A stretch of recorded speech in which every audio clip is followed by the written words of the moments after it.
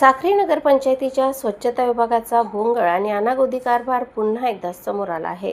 Ward क्रमांक 7 मधील नेहरू नगर आणि एकमत नगर परिसरात घाणीचे साम्राज्य पसरल्याचे विदारक चित्र पाहायला मिळत आहे।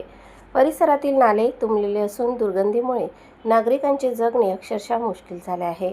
स्थानिक नागरिकांनी अनेक वेळा नगरपंचायतीकडे तक्रारी आणि निवेदने दिली, मात्र प्रशासनाकडून कोणतीही ठोस कारवाई होत नसल्याचा आरोप नागरिकांनी केला आहे। विशेष म्हणजे हा नाला नगरपंचायत हद्दीत येतो की नाही यावरच आता नागरिकांमध्ये मोठा प्रश्न निर्माण झाला आहे। एका बाजूला स्वच्छतेच्या जाहिराती आणि मोठमोठे दावे केले जात असताना दुसऱ्या बाजूला वॉर्ड क्रमांक 7 मध्ये घाणीचे ढीग आणि साचलेले पाणी नागरिकांच्या आरोग्याशी खेळ खेळत आहेत। नगरपंचायतीची साफसफाई करणारी वाहने धुळखात पडल्याचे चित्र आहे, तर सफाई कर्मचारी नेमके कुठे आहेत असा सवाल नागरिक उपस्थित करत आहेत। डासांचा प्रादुर्भाव वाढल्याने साथीच्या रोगांचा धोका निर्माण झाला आहे। लहान मुले, महिला आणि ज्येष्ठ नागरिकांना सर्वाधिक त्रास सहन करावा लागत आहे। नगरसेवक आणि स्वच्छता विभाग एकमेकांकडे बोट दाखवत असताना सामान्य नागरिक मात्र घाणीच्या विळख्यात अडकले आहेत। साक्री नगरपंचायत प्रशासन आता तरी जागे होणार का?